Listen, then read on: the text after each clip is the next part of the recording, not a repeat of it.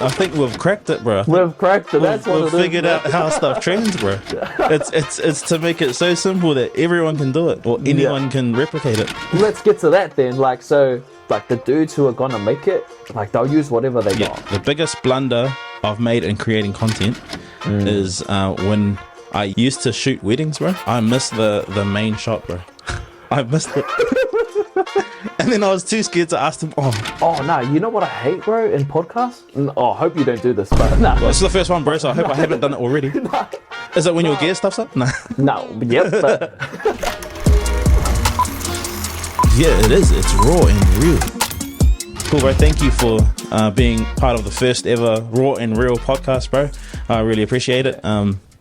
What started as a small concept, I suppose, just to have content put out on TikTok and Insta, bro. I was driving along and I thought this will actually be a mean podcast, like, or the idea around Raw and Real being a podcast. So I thought, might as well just make it happen and see where it takes us. But nah, thanks, bro. Thanks for jumping on. I have a feeling most of some of our listeners will know who you are, bro. But for those who don't, bro, why don't you just introduce yourself and tell them what you do, what you get up to, who you are, all that type of stuff. Sweet. What's goody fam? It's your boy Glenn. That's the intro, bro. That's the intro. That's the intro. Nah, what's up, everybody? My name's Glenn. I'm from the Gold Coast. I know Zane through church, so I'm a part of the church social media team here in the Gold Coast. And every year we go back to the annual conference, and I jump on the team with them as well over there. So for me, my niche is like engagement. So I like doing content that where I interact with people, and sometimes I'm in front of the camera as well, but I love being behind it as well. So that's kind of how I got into it, and that's how I got it. That's not how I met Zane, but we crossed paths and we worked together. Actually, you know what I find, bro, is I never really meet people. I just know of them, and then whenever we get in touch or whenever we cross paths, we just know each other. Yeah, that's honestly, I think that's pretty much what happened to us, bro. Like, it's never really like a chill, bro, I'm Zane, chill, bro, I'm Glenn. It's just cross paths, chill, bro, this. Yeah, that's what I find, is never really actually like officially meet people. Well, if I do, I can't remember, but carry on, bro. No, you're right though. Like, I think I've been in church for like 10 years now, and there's so many interactions like that where you just meet people along the way, but you never do the, what's up, my name's this and I'm from here. Like, you just start working with them and you know of them and you know what they can do, and if your gifts align, then that's when you start working together. It's one of those things there, as soon as you like connect, it's kind of just boys straight away. So you kind of just, you get to miss all those formalities and miss all those kind of boring stages, and you just get straight down to just being mates, I suppose. Hard. Which is cool. Oh, mean, bro. What else do you do, bro? What else? Tell us about your business. Yeah, so for me, I have, it's just content creating. So I call it G-Class Media. And so what I'm doing is, I can do like most of the things. So I can do web design, I can do graphic design. I do social media content, but then I can do like proper video, podcast recordings, photos if I have to. But so it's a bunch of things, and I think for the longest time I've just always done it for church, and that's been my main priority, and that's where I always like spend a lot of my time pouring out my gifts. But then for me, I've come into a position where it's my turn now. Like, see what I can do. Let me throw my head in the ring and see where I actually can place myself. And so, I've got a couple things going on, and I'm kind of just at a point where I'm trying to build it up. But I know what I can do, and it's just about trying to put it all together on one platform so that people can see what I can do. Because I've had a couple people go, did you do that? I was like, yeah. And they're like, why didn't you say? Like, well, why should I have to say? Like, I wasn't doing it for my own gain at the time. So it's a bit of a flip now, like trying to do it for my own gain. But it's been cool. Solid. It's one of those things there of like growing up in church, you kind of get to dabble in everything. Or like even just being a part of church, you kind of dabble in everything, but like especially creatives, like how you said, you kind of do everything: graphic design, photography, videography, being in front of the camera, being behind the camera. It's just one of those things there. Being in church, you're kind of like that person who does everything. And I think that's quite a cool, I suppose, like way to approach stuff, because you get to learn everything. and then you get to think, oh, I actually really like this part of the creative side of this, and then you kind of get to go like full steam with just that. And I suppose even being a part of the church, you get to like really like every week hone in on those skills, which is cool. Like a lot of people, I think they forget that even some of the biggest artists in the world started in the church. Beyonce, all those ones, like I think even like Christina Aguilera, all those ones, or maybe not her, but I'm not too sure, but I know a lot of them did, bro, start in the church, especially musicians, bro. They all start in the church, and then they eventually spread out, I suppose. Yeah, definitely. I think like what you're saying, like you kind of dabble in everything, but it's what you just said. It's a good training ground. Like you get to, find what you're good at, what you really like, and then hone in. And then it's up to you. Like for me, like I started doing content creating back in 2020. So I actually started outside of church. So before that, I was just like youth leader. Like that was what I was doing, running programs, all that kind of stuff. And then during COVID, when everything got shut down, what else do you do? True way. And so, so I got into content creating and more like marketing outside of church. I was working for a business, and I was just social media admin, just learning underneath somebody. And the person who was in the position who I was learning from was awesome. And then we were able to get in contact with the person who was running the marketing for Culture Kings. True. And so, so this is how I really learned a lot. And so from there, we had like a 2-hour Zoom call, and he pretty much just opened up the books for me. And he just showed me like, this is what we do. This is how we plan our content for the month. This is how we do our campaign lead ups. This is why we film these things. This is, all that kind of stuff. And it's all like tailored around retail. But then I saw because I saw that, I was able to like take that and go, oh, you know what? Like this would be good for the church. Yeah. And the person who was running media at the time, Maddie and Shania, so they were like, oh, why don't you jump on board? Because they knew that I was doing some stuff. And I was like, I don't know how it's going to work. Like, that's not really my thing. I just do like social media videos and stories. And I'm like, no, that's where we want to go. And then I got in the room, had a meeting, and it was pastors and then them. And then they're just like, well, what could you do? And I was like, we could do this. We can try this and see if it works. We chuck it at the wall. And if it sticks, then do that. If it doesn't, move on to the next thing. And I was able to implement a lot of the stuff that I learned from the marketing person from Culture Kings and implement that for church. And it's actually some of the stuff that we still implement now when it comes to like our content. It's just not creating it, but more like the infrastructure, like having certain people delegated for certain areas, when to start marketing campaigns, when to execute, all that kind of stuff, reviews, having content schedules for the week, then breaking it down to the month, having plans, having themes, like reasons why we do certain things. And these are all things like you talk to normal people, they're like, what is that? It's like, you need to spend more time with me for me to actually explain it. But so that's how I got into it. But before that, I was just running around picking up young people, driving them everywhere, getting no gas. As you do, or as you don't. And then I got into for sure. And then I got into content that way. But and it's a cool like training ground. And then I found what I really liked, which was more on the film side. And then now I'm trying to not step away from the church because I always do it, but step into the secular world. And just turning it into a business, making money. Exactly. Show them what I have to offer, and if they like it, they like it. I like that what you do, bro. Like, in terms of just throwing stuff at the wall and seeing what sticks. Like, I know, like, oftentimes a lot of people will just get almost stuck in their ways, and no, we have to do it this way because of this, or we can't do that because of this. And it's almost like they're putting up walls straight away without even testing the waters. So I love what you guys do, bro, over there. Everything you do is mean. But I did want to ask, bro, how did the intro come about?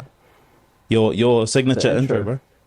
The What's Goody fan. So, So I remember I filmed, I think at the time the church released the app, right? And then they wanted a voiceover to talk about the app. And me being me, knowing like, okay, I've got to try and capture people in like a minute, less than a minute. How am I going to introduce this? How am I going to talk about it? And then at the time, like, the lads and the essays, and that's how they talk. True. Like, what's goody fam? So that was just like normal slang. And I thought, you know what, like, that's going to be cool. So I just did it. And then people were like, oh, you're the What's Goody fam, dude. And I was like, okay, sweet. You got a thing now. Okay, cool. See. I got a thing. Yeah. And then it just got bigger and bigger and bigger and more ridiculous. Yeah, it's just like ridiculous. Like, honestly, like people are like, yo, what's good, fam? Like, I'm more than that, but okay. Oh, I also do this, but yeah. Yeah. Label me that. Yeah. Put me in that box. Yeah. But then we had a pre-service show. So we started doing pre-service show. We're still in the midst of COVID. Most of our services are online. Pastor Sam's like, oh, let's keep the pre-service show like as our notices, how we can get through all the notices in a fun way, kind of engage with our people.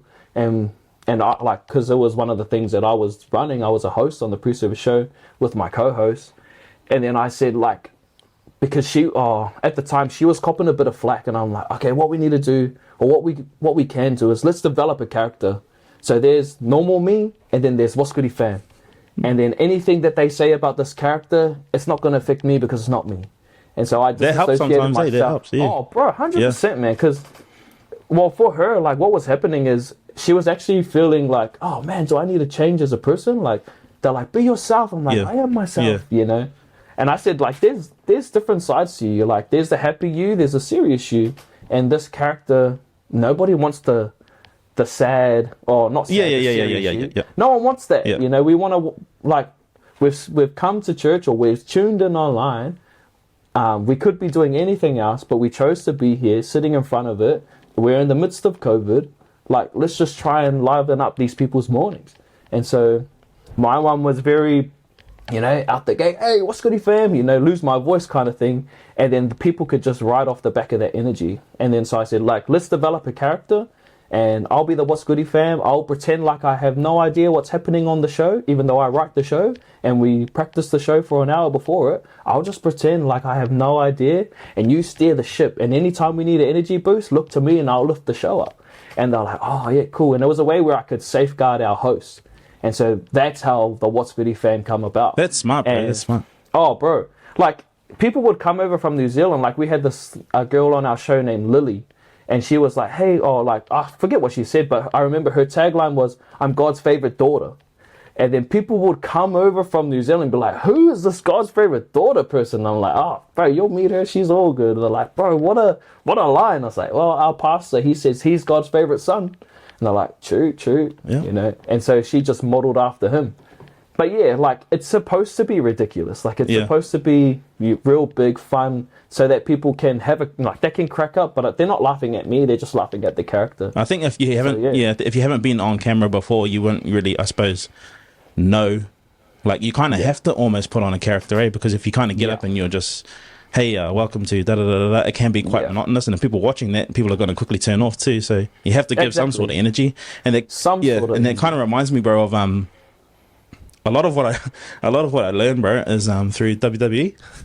So, bro, I've watched, honestly, like thousands or hundreds of WWE documentaries, bro, and they say the characters that get over are the ones who are just themselves, but it's kind of like dialed up to 11.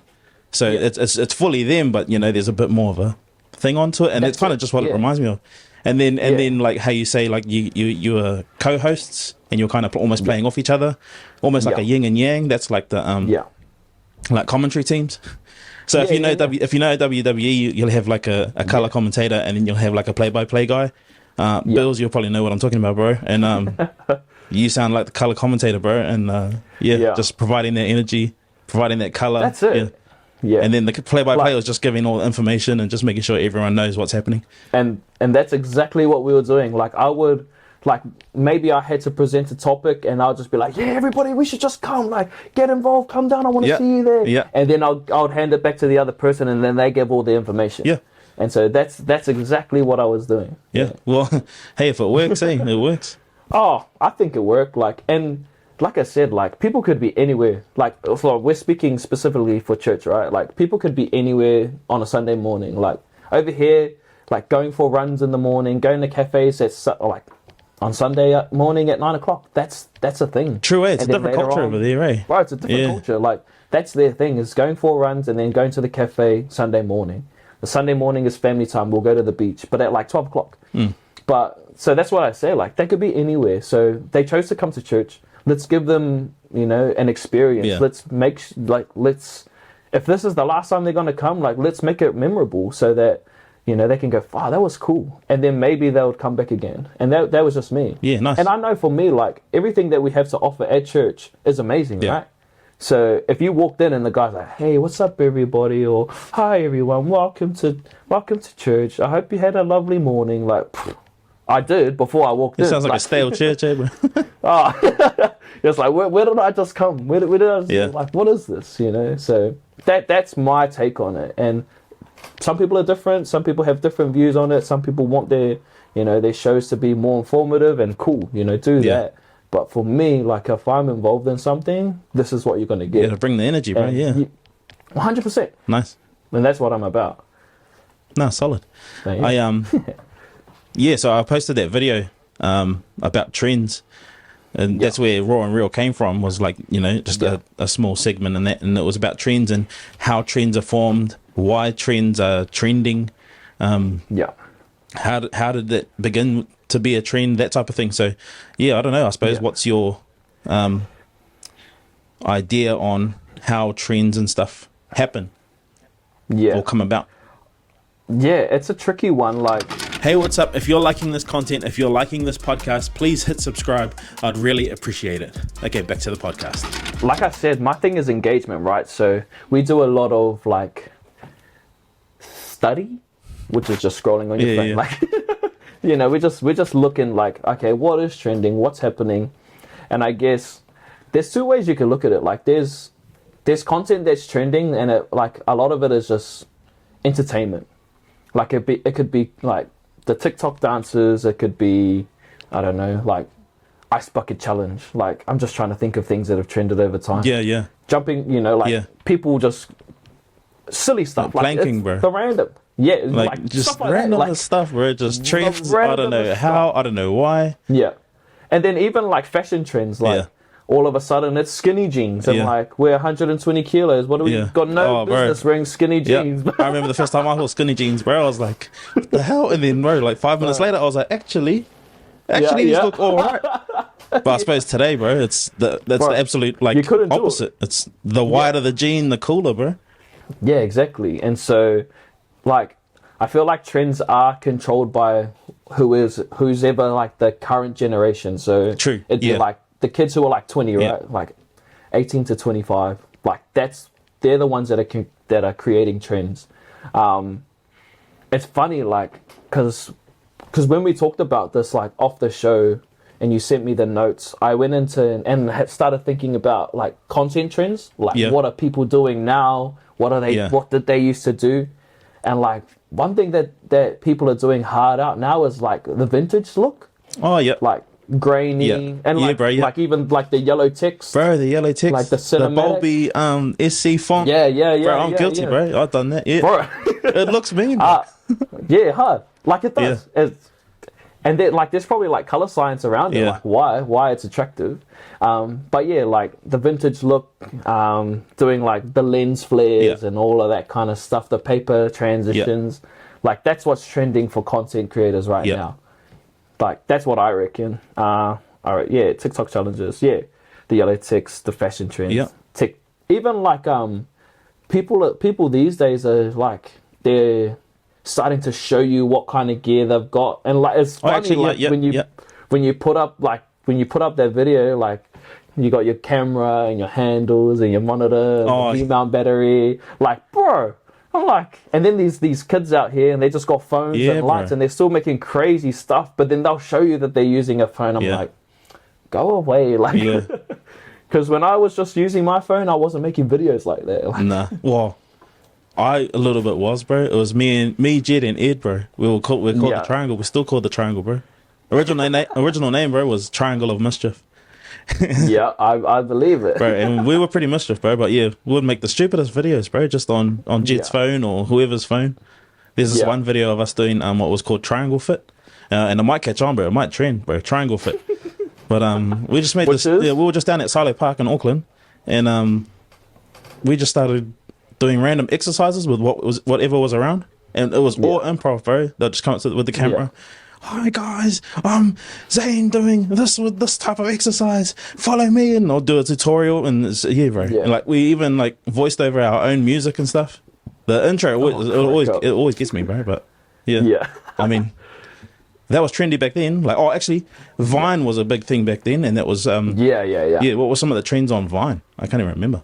Honestly, I couldn't even remember. Like, I just remember with Vine, bro, you could sit on it for hours. Like, worse than TikTok. Yeah. And the videos are shorter. They're like 5 seconds. Or 7 seconds or less. 7 seconds, whatever. Yeah. But because it's so short and so like consumable, you just sit there for hours. Watch it 2-3 times, go to the next one, watch it. And like that's where a lot of the public figures of today come from. Bro. Logan Paul, Paul. Like, bro, all of them. King Batch. So it's just funny.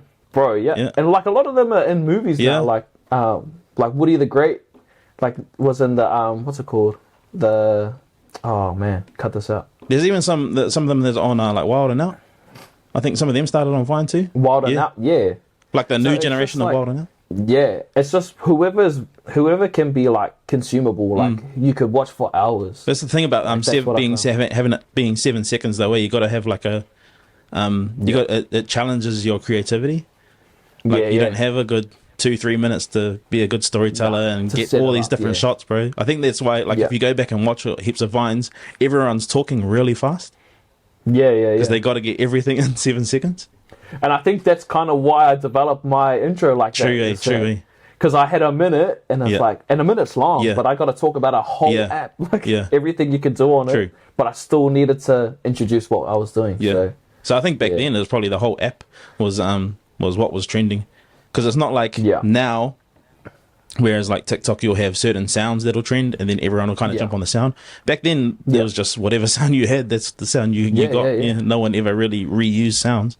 Not back then anyway. And it was just like pure content. Like it wasn't like you might come across the same thing twice, but not really. Or different kind of ideas of people doing stuff, but 100. And no one was using them in $5,000 mirrorless cameras. No one was using the little wireless mics. Not back then. Bro, nah, it's crazy. Or even like how I was saying with tech, like the DJI mics. True. Like they're good. Yeah, this is trending, Like almost the smaller the mic, the thing, But it's like, oh, I need this mic. It's like, why do you need that mic? It's like, oh, just to create content. It's like, you could use any mic. It's like, nah, I need that one. It's like, really? Okay. Because then it's coming into like almost the brand. You want to have the brand and see the Rode or the DJI or whatever. Yeah. But there's heaps of like little cheap ones, bro, on like AliExpress and stuff. I've seen heaps of people use those. And it's fine. Bro, like, and I think that's the difference, man. Like those, like the dudes who are gonna make it, like they'll use whatever they got, because it's about getting it out, not so much about having the best gear. Because you can have all the gear, no idea, and no output. And then you got these hustlers out there, these grinders who, bro, got the cheap Kmart mics and using this and the jankiest setups, like, bro, like mine right now. Like, oh, bro, I'm pretty sure everyone's always, like, everyone ever has always had some sort of janky setup, bro. 100, whether it was for content creation, whether it was their own bed, bro, just whatever it was. Could have just been, anything. Yeah, man. So, I know everyone's shout out janky. to those guys, though. Yeah. The ones who are just like, bro, I just got to, I want to make it, so I want to use whatever I got, because the thing is like, if you wait to have all the nice stuff, then you're gonna miss stuff. Yeah, true. And then you're also gonna miss out on reps. I like what you said, like in your video, you're saying, you started with this laptop, then you learned it, then went to the next one, then went to the next one. Yeah. See, for me, like mastering what you've got before you move on. 100%. But that's the same with content creating. You have to get those reps. Like as a photographer, I'd rather you go and take 5,000 photos, as opposed to just trying to learn how to take one good one. Like, bro, how are you going to learn? Like, you learn along the way. It's that. I've seen it a lot. It's that, how do you produce quality? It's through quantity. So you're not just going to do one thing and then all of a sudden it's quality. I mean, you might, and it could be a fluke, but it's through quantity and the amount of reps you do, like you say, is where that quality comes from. And because if we go back to church, so I put in a system where if you wanted to be a part of the media team, you did a 4-week traineeship, right? So you come on board and it's like, you could be the best photographer. That's awesome. Oh, I took photos at this church. Oh, awesome. You're taking stories for the next 4 weeks. And they're like, oh, what? And it's like, I already got photographers. Yeah. You think I'm going to demote them? Yeah. No. Because what if you don't show up next week? Yeah, true. Yeah, yeah. So I gave them the phone. I showed them what I like. This is what I want. These are the filters. This is what you do. These are the different angles that I want you to get. You can do photos. You can do videos. Put text on it. Whatever. Be creative. Because if it's stink, one, we could pull it, or it's just gonna get deleted the next day. Yeah, anyway. yeah. It's like there's no repercussions of you if you get something wrong. Yeah. So it was a good training ground. And then like they would do it for 4 weeks. And then I just ask them, sweet, what did you like better, taking photos or doing a video? And they're like, oh, I like taking photos. Sweet, now I know which route to put you in. You know, no point going, oh, well, I really need a videographer, so I want you to do videos. Like, but I don't like videos. Yeah, yeah, true.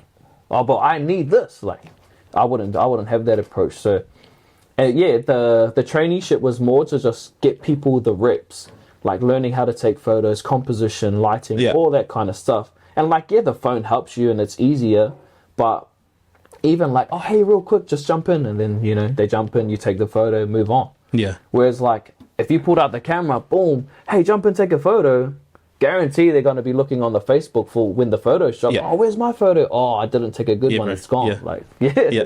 So there's more safety if they just did it in the story. Yeah, true. So I believe that, man. Like, they got to get the reps, and how are you going to get them if you just are waiting to get the perfect camera, get the the nice setup, or if you're doing video, wait till you get the cage and the handle and the gimbal and the monitor. Like, bro, you've already missed out on the reps that you could have done. Yeah, I don't. No, like even this podcast, bro, is a perfect example. Like I really wanted to wait until I get a third camera, and because I wanted to really like kind of do this in person, but then I was like, nah, there's like heaps of other ways I could just start recording. I've got a camera already. I could just use that, and then I found Riverside, and then and now we're recording like this. For sure. But if you're a creator, like, and if you're watching this, if you're a creator but you don't go to church, and what he said about like, oh no, I've been taking photos at this church, and then you start on stories and stuff. That's not just saying like no, you do as I'm told. That's like a let's build character type of thing, which is church culture. It's not like a it's a character thing. It's not like a I'm demoting you. You're down here. You got to start down here. That's not there. Nah, it's not that. And like I've had people like who not failed, but like they didn't get out of the apprenticeship. Like they didn't pass the traineeship because maybe that mindset, like, oh, but I used to take photos and at this level, awesome. Like it's not about that. It's me like, can you work with our team?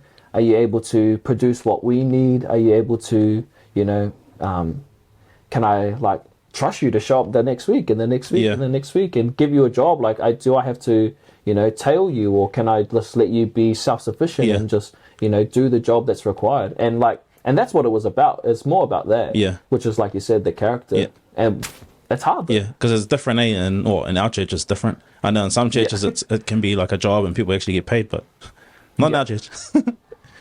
Not yet. No. Nah, I mean, bro. Jumping back on those trends things. I was just thinking, like, it's crazy how just some of the dumbest stuff, bro, just trends. Like how, like I tried yesterday. I went to go fill up my truck and I posted a TikTok story. Oh, TikTok. Yeah. And it was the gas pump was making this beat, and I thought, oh, this could be like a cool trending sound, or this could be like some sort of thing. So I just pulled my phone out and then started adding the kick to it. And I remember going to sleep, bro, and just thinking, shucks, bro, this is gonna blow up. This is gonna trend. And I remember waking up, and I think I had a dream, bro. I think I had a dream. Yeah. Or I thought, like, man, when I wake up, that I'll probably look at my phone. It's like 1.9 million views or something like that. And now, what was it? So I'm just like, how does this stuff trend, bro? Like some of the stupidest things, like that the chocolate strawberries thing, and it had like millions and millions of views. And it's just chocolate strawberries. But I don't know, in the way the camera was moving and stuff like that, and then people would like stitch it and duet it, and then who's the magic fella? The magic dude that does like cool tricks, Zach King. Oh yeah, is it Zach King? Yeah. And then he did a thing with it, and I was like, the transition of doom, bro. Like far out. Yeah. He's just he is king, bro. He's that king. Bro, I can't even comprehend it. Like as a creator, like how did you even do that? Like but just to think of the different creative things, like the way he does stuff. yeah. I mean, he did go to school for that stuff, so like to be fair, I mean, he knows what he's doing. But like with like for people who just got an iPhone, bro, it's like how do you? Yeah. But yeah, how does the stupidest stuff just trend? But even like obviously Dude Perfect is still around. Yeah. But like them doing all the trick shots, right? And then we've seen other variations of it, but they just like took it to that next level, and you're just like, bro. And like there's like other dudes these days who do trick shots, but like it was them that really like took it to the next level that made it a thing. Like speaking of gear though, and just using what you have you seen all their earlier videos? Oh yeah, exactly. And it looks like it was filmed with a microwave, bro, and they're just like and you know, just the randomest shots at the ugliest house, but now they've got this whole warehouse and whole 100 million cameras, bro. Production. Yeah. They had a show, that like they'd go on tour and like put shows on in different arenas, bro. That's crazy. Yeah, like, how do you even think of that? Just doing trick shots. Imagine if they didn't do any trick shots. Like they didn't get any in. So it's like, you gotta be on, bro.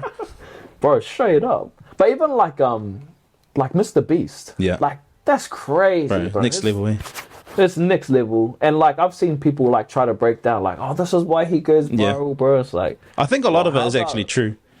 And why a lot of his stuff trends. I mean, he's a brand now. He's got the maddest hook. Yeah, he's a brand now, so he'll just automatically trend no matter what he uploads and what he does. Yeah, but see, the thing is, like, we're out here, like, we care about, like, video quality, audio quality. He still films with, like, a 6K camera, but still uploads at 1080. Yeah. Because he doesn't like that it looks super clean. So, it, like, and I was watching a video the other day, it's like, people don't really care, like, the quality of the video, as long as the audio is gangster. And I'm like, that's so true. Because people watching rubbish, but if the audio is gangster, like, we'll keep watching it. And that's kind of like Mr. Beast. Like 1080 is not rubbish, but it's not 4K, 6K. Yeah, you know? That's like bro. Back in the day, you remember when like you'd take your hard drive around to your mate's house and then he'd put all of his movies and stuff on. Yeah. And sometimes like the video would be mud or like the sound would be way out. Yeah. And that's how you know like even if the sound's out, you just can't watch it. Even though the video would be like cam quality, like filmed in the movie theater, in the cinema. Yeah, people walking past. See the bro walk out. Yeah, but then the audio's you'll still watch it, but like if the audio's all good, but if the audio's out, like by like can't watch it. 10 frames or whatever, it's unbearable to watch. Oh, so yeah, you're right. Like audio does matter. It probably matters most. Probably way more. Yeah. Yeah. I think that's why, like, even for me, like, so I've been doing this since 2020. It's 2024. I really dedicated like probably the first 2 years around like learning the camera, learning composition, lighting, all that kind of stuff. Then the next year I spent a lot more time on like color grading and all that kind of stuff. And then last year I probably dive way more into sound, like adding sound effects, downloading them, and really like doing sound design and making sure my audio is sweet. Because after I learned that, I was like, bro, I need to make sure it just levels it up. Gangster. Yeah, for sure. And even here, like, bro, I got the stinkest mic right now. But like, if I'm doing a video, bro, I'm making sure the audio is gangster. Yeah. Oh, bro, I think I did a video just the other day. I've had the same $30 mic since like 2018, 2017. Yeah, I saw you. Yeah. So, bro, I mean, that stuff can work. Like, and But it's crazy how you say like, as you kind of go on or like progress in your career, you kind of learn different things and begin to realize, I've got to put sound effects in my videos, and then it kind of levels up there and learn about color grading. Yeah, it's kind of the same with me. Like when I first started, like even before video, I was a lot more into audio.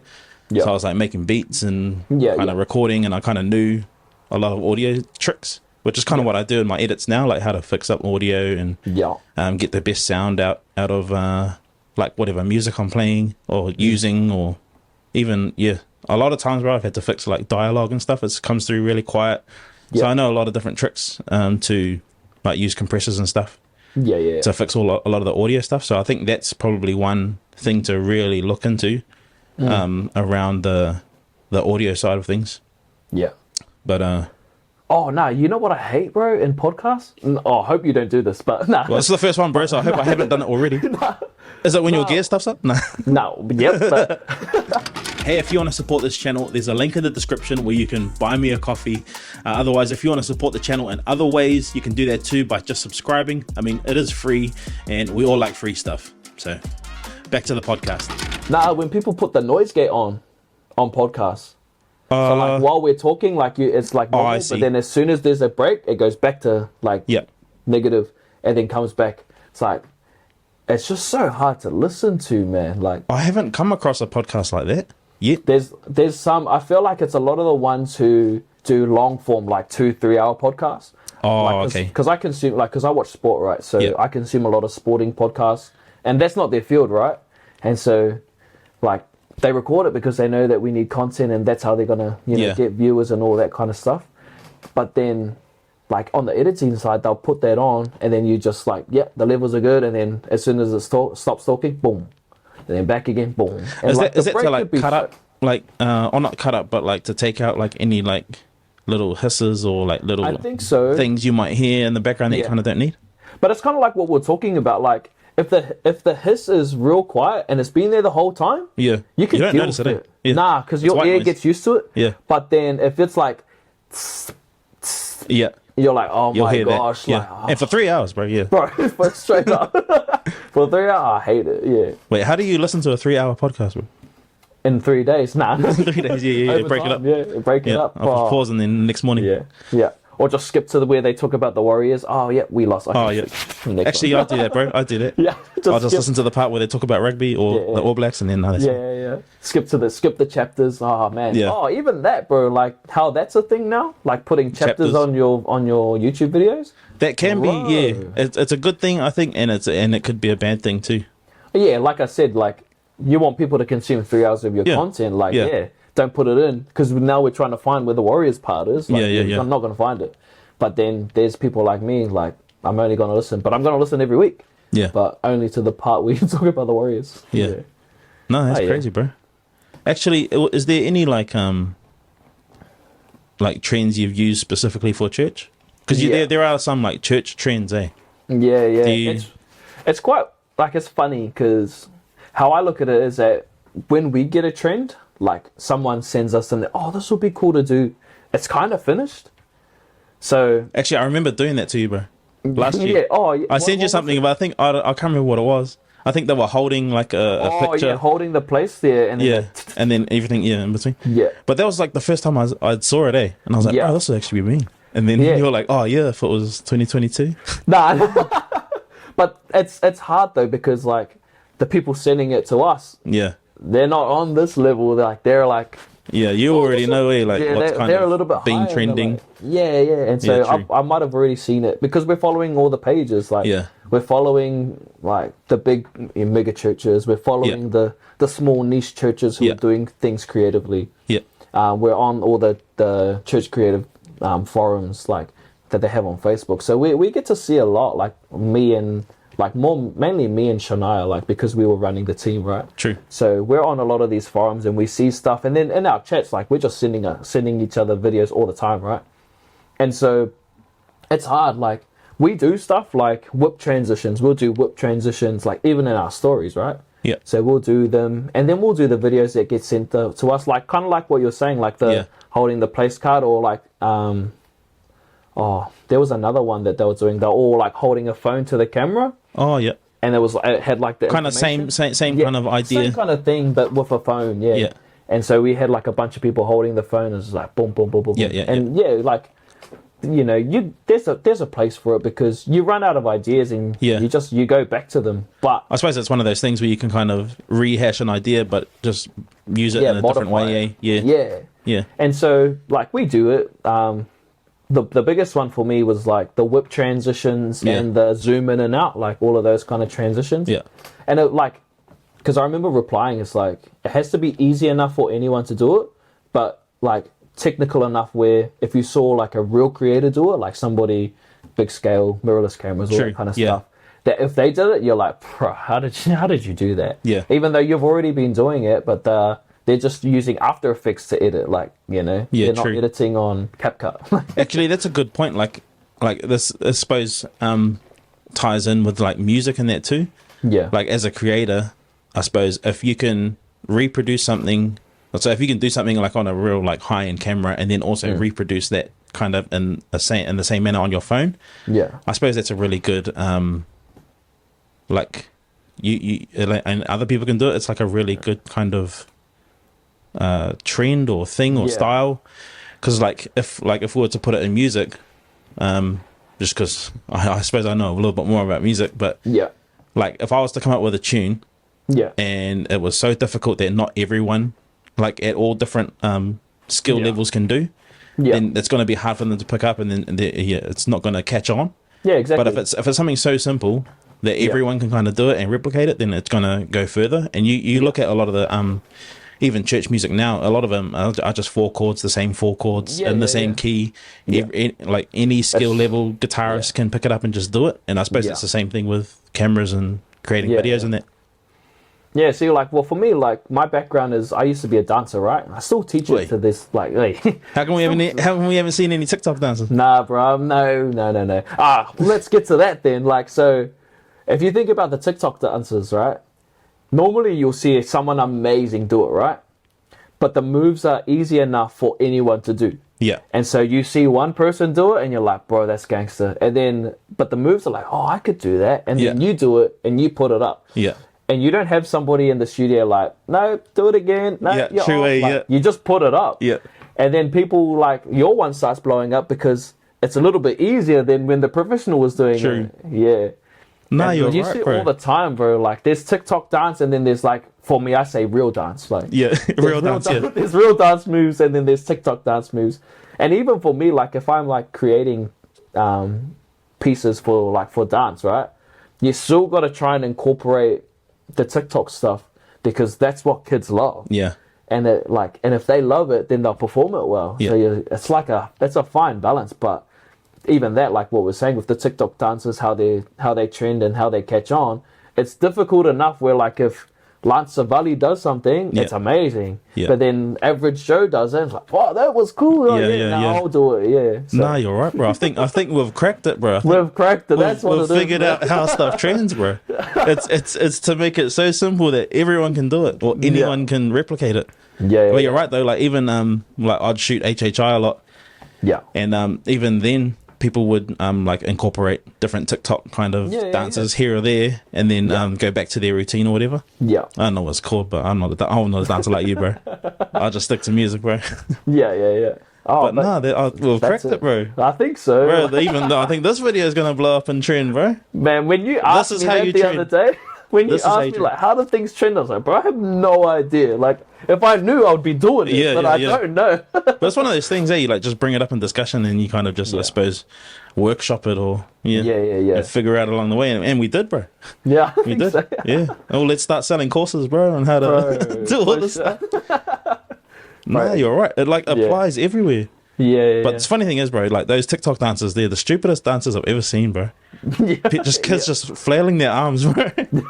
But it gets like 100 million views, bro. And you know what's funny though? The worse you do it, the more views you're gonna get. Because we're just laughing. And then you end up like on a fail compilation. Actually, are those still a thing? I don't know. Like, surely, because my kids watch them all the time. Fail compilations. Like, surely they can't be the same ones from when we watched them. Nah, surely. Yeah, bro. So I remember just typing those on YouTube, bro, and just going watch fail compilation 1, fail compilation 2. And it's like, you know what, 20 minutes. I learned this the other day. Like, it's a lot of creators are starting to use like YouTube Shorts these days, especially if it's like entertainment kind of content, because young kids, like a little bit older than your kids, but around my kids' age, like under 10, like. They don't have TikTok, and they don't have Facebook and Instagram. Yeah. But what I let them watch all day, every day, is YouTube. Yeah. And so heaps of content creators are putting all their stuff in YouTube Shorts because they'll just be consumed by little kids. And I was just like, bro. But then how come our stuff doesn't work? But it's because it's not entertaining. Yeah. It's not entertaining for young people. And you think about like little kids. You think about creators, bro, and kids like Miss Rachel, bro, is killing it. Oh, bro. Bro, half of it, honestly. Half of her content, bro, is just a green screen, and it's the worstest camera quality I've ever seen. And she gets 100 billion views, bro. Oh my gosh! I had this conversation with like one of my clients because at the moment I do like support work, right? And it was the client's dad, and we're talking. It's like, man, I actually like looked into doing YouTube like kids videos because they just get millions, hundreds of millions of views because he's like, even for me as a dad, I'll just put it on the TV and walk away. Every day, bro. Yeah, and then it just goes to the next one, the next one. Yeah. I'm like, bro. And it's almost the longer, the better. Yeah. So, like, if I see a Miss Rachel, there's like 50 to an hour long. Yeah. 50 minutes to an hour long. Oh, yeah, that one. That one will last for ages. Sweet. I can just kind of go and do the dishes or clean up or whatever. Exactly. And the kid just, bro. Yeah. Sit there and watch it. I mean, I suppose it's not the best. I mean, this isn't a parenting kind of podcast, but I suppose it's not the best to just stick your kid in and watch YouTube all day. But when you got to do the dishes, bro, right, it helps, you want to have them on the hip, or you want to sit them in front of the TV and make sure they're going to stay there. Like, oh, bro, on the sly, like even I was one of those parents, or first parents was like, nah, my kid's not going to have a phone. They're not going to be on my phone. Nah, they can grow up how I grew up and go outside and play and all this stuff. But at the end of the day, bro, when you need a break, watch this. Straight up. Yeah. So if you're a new parent, just give in, bro. Don't listen to us, but hey.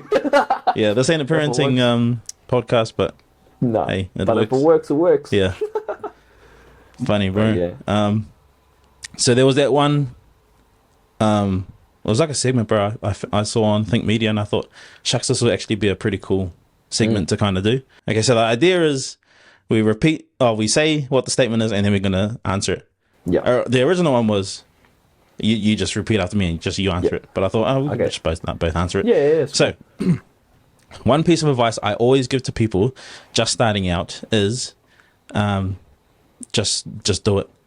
Just get in those reps. No matter what you shoot, no matter how you shoot, no matter who you shoot with your camera, just do it. Just find some sort of creative way to make the most mundane thing look either cinematic or cool, or imagine you're doing a product thing for like a cup or something, and you just kind of figure out different ways to shoot it, different ways to light it.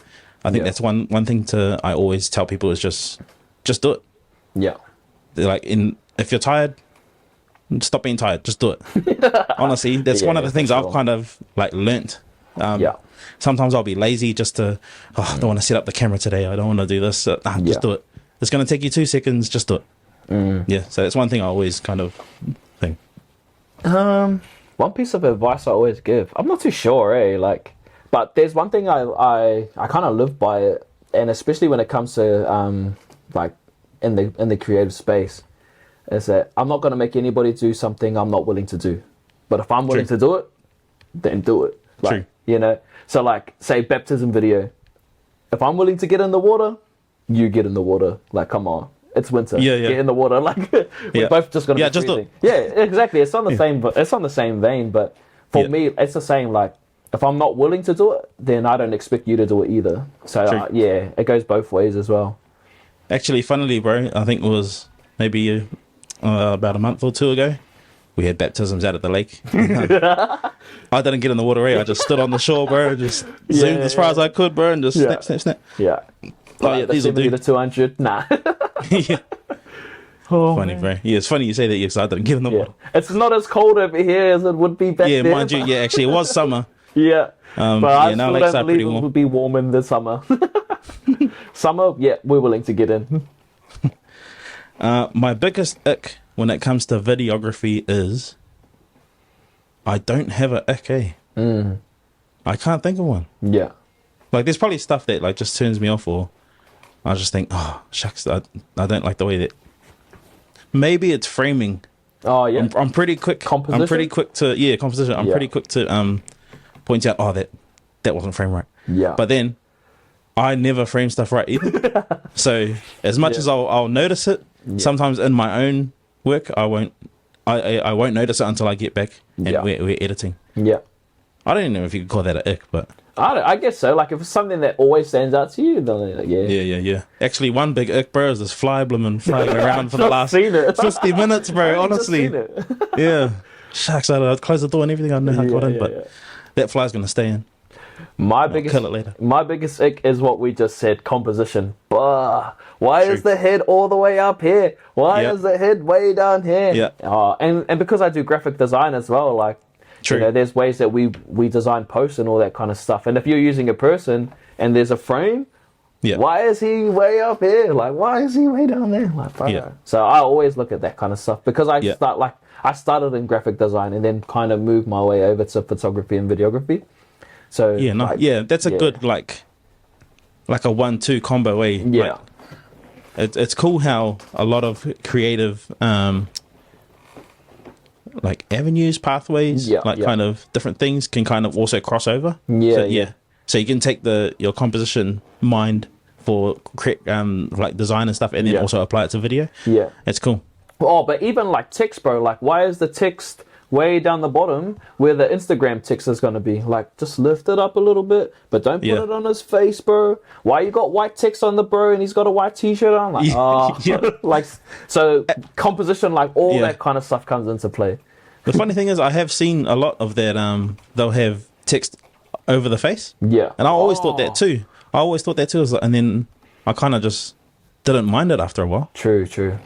I guess so. Like, I think the more I watch it, I was like, oh.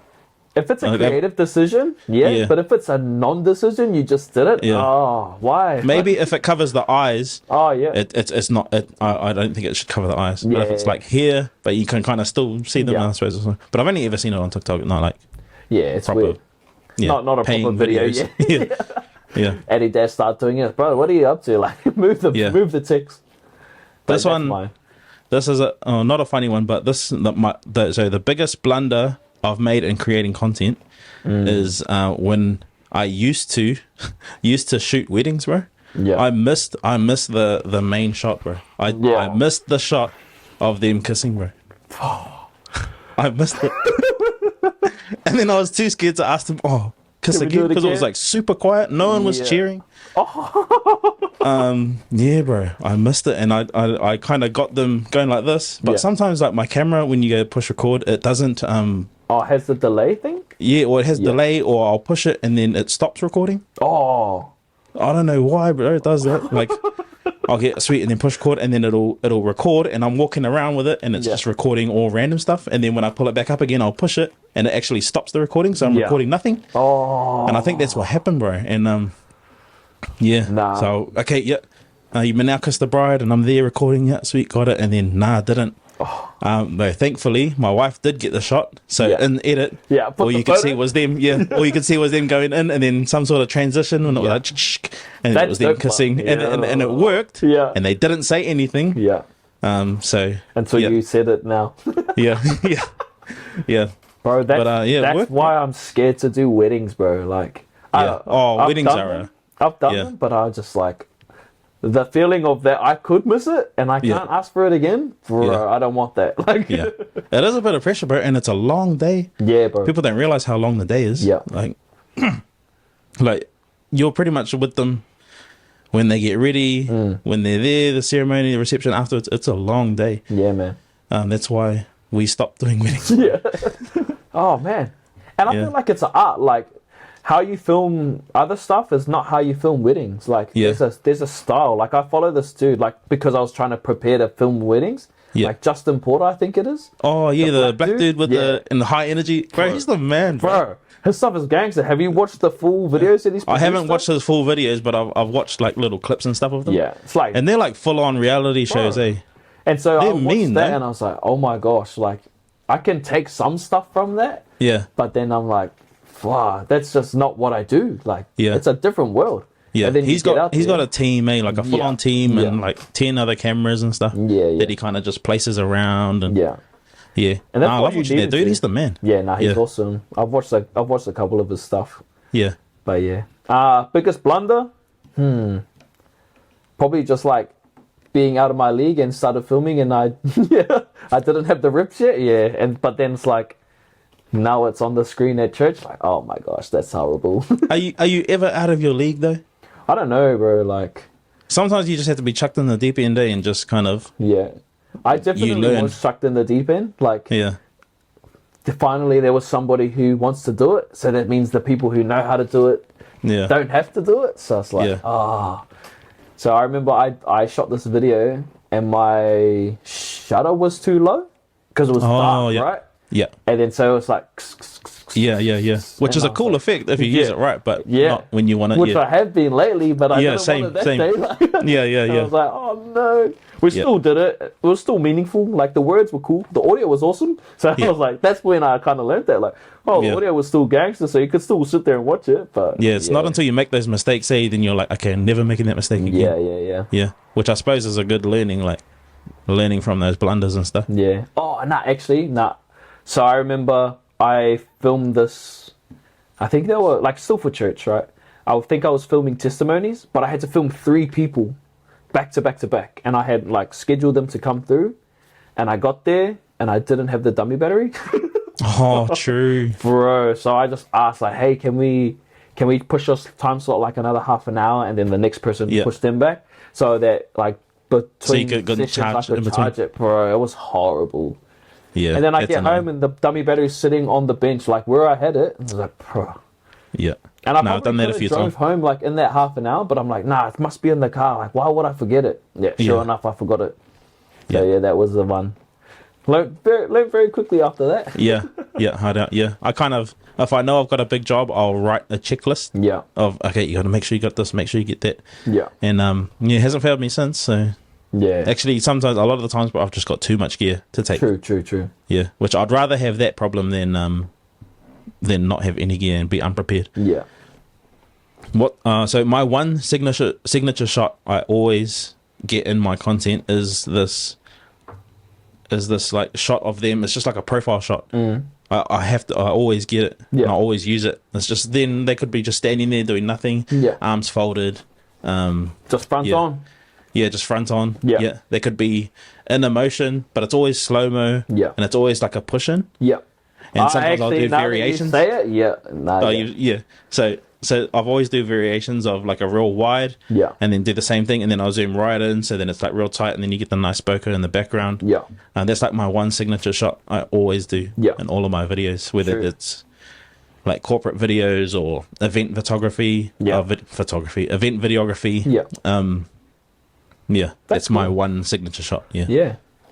I don't know if I have one, Like, I was thinking about this the other day. Like, I think the thing that separates my stuff from other people's stuff is my engagement, right? So, like, most videos that I do, I'll do them talking, like, directly to the camera. Like, just explaining whatever it is. Yeah. And then, like, I just noticed, like, over time, I've always had that. Whether I'm like asking you the question and it's like an interview style, or you're talking straight to the camera, and then I'll piece stuff over the top of it. Like, I'll have the B-roll over the top. I always do it, but for me, I just like it because how I look at filming and all that kind of stuff is I'm more into the storytelling side, right? I love knowing what's going on and what we're doing, and like it doesn't take much to explain like what somebody is doing, what event they're at, or what the reason is for us being there, why we're trying to cover it. And so I always do it because I love that side of filmmaking. So you do your storytelling through dialogue and people talking to cam? Yeah. Because the other thing could be said, like do your storytelling through B-roll and stuff. Yeah. So it could be just a voiceover, but the storytelling is establishing shot, the hero shot. Yeah. Like more finer details, that type of thing. Yeah. Which I often do too. Yeah. A lot of B-roll stuff. Yeah. I actually have too many signature shots, I don't know if I should call them signature just shots. Like go-tos, Like, just like safe shots that always, Yeah. My one hack I use for creating content is, I don't know. I don't do this now, but I'll like, just the way I stabilize if I'm running gun. So if I've got a strap, and I learned this on YouTube. Put the strap in. Put the strap around, and like just tension it and do that, or I'll just tuck my elbows in, and do that, and like ninja walk. Yeah. These aren't really hacks, but these are like kind of stuff you kind of just know. But yeah. I don't know if I have an actual hack. Like no one's ever thought of this, and you know, but that's I suppose my one little stabilization hack. Yeah.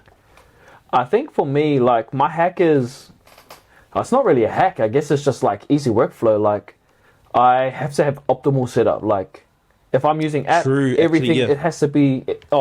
Everything has to be on the same app. Everything has to be on like Apple, because then I can airdrop it. Like using dongles to get like stuff from my camera straight onto my phone and then onto Lightroom, cloud the Lightroom to the laptop. Like, because for me, like how I look at like stuff for church, and you, bro, like the way that you were able to produce those videos last year, I was like, holy, how did you get it out so fast? But that's how I like to work, is that we get stuff out fast. Because like, so for our church, like we're a mobile church, we don't have a established home base, so we're always on running clock, and that's not determined by a certain time every week. It's determined on when the next movie is, because we're in a movie theater, right? And so a lot I didn't know this. And so a lot of the gear, like the creators aren't using their own gear. They might be using my camera, Shania's laptop, so it's not actually theirs. So if you're going to use the laptop, you got to make sure you get it all done. Otherwise, Shania has to do it when she goes home. But is she even going straight home? Probably not. Go to lunch, and then after that, might have something on. So I was like, let's just try to, work at a pace where we can get it all done, so that as soon as we pack up, we go home, and then that's it. And don't have to worry about it. That's why our photos get out so fast. And then we try to create a process where our workflow can be fast. So it's creating the presets, creating LUTs, using all the same filters for our like videos on the iPhones and stuff like that. Having dongles so we can put things straight onto our phone and then airdrop it, or like stuff like that, And because not everybody had like MacBook Pros, or not everyone has a camera, that's awesome. So we're just utilizing, our gear as creatives. But then it's like, okay, well, what's the next step? Because it's Shania's laptop, but I don't want her to edit every week, because then how does someone else learn how to edit? True.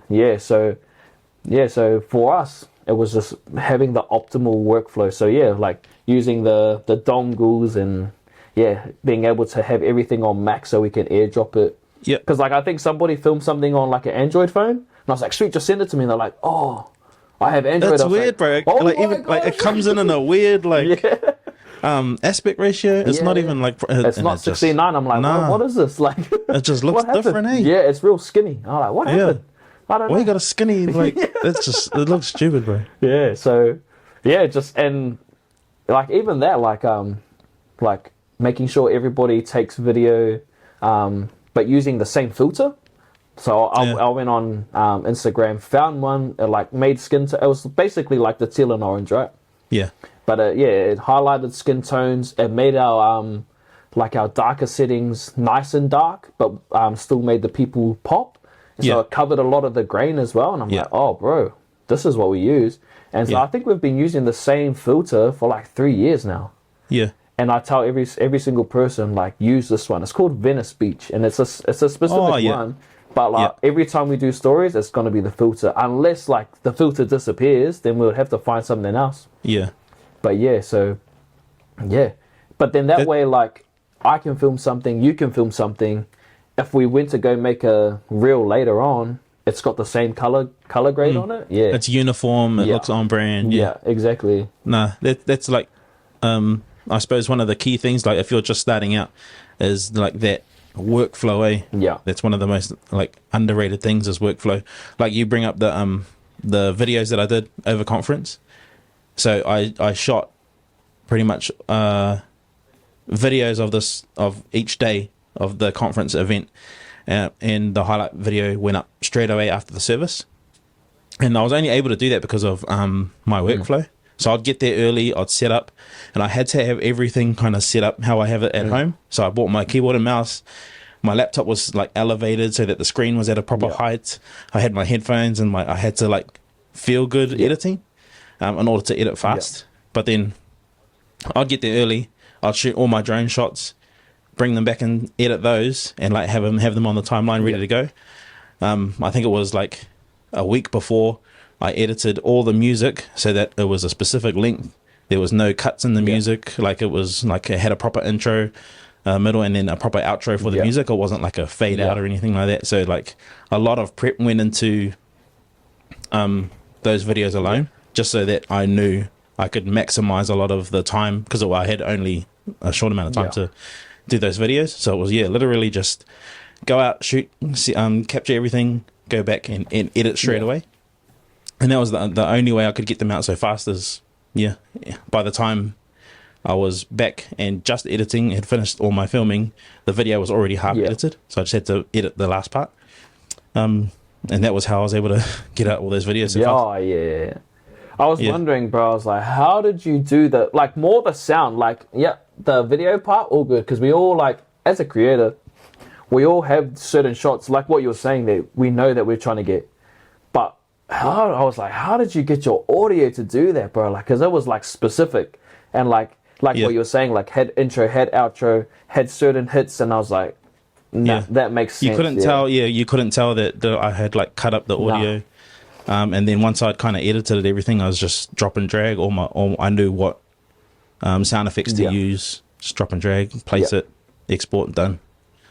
Yeah. No, I was wondering, No, that was a challenge, bro. Like I wanted to challenge myself. That's why I wanted to shoot it and do it that way. And because that's something I've always wanted to do, though.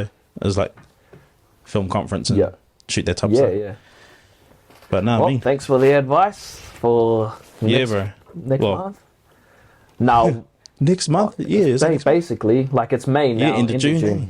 Yeah, end of June. So about 8 weeks, but that's good to know. True. I might do that as well. Yeah, bro. I'm not doing all of them. I'm only doing one of them, I think. Yeah. Oh, okay. Just Saturday night. There's a bunch of us, so for sweet. people who don't know, so like Zane said just before, he did all of them last year. This year, he's doing none of them, so... I'm doing none of them. So there's a team of us. On the other side of the camera. Yeah. So I'll make sure to get you.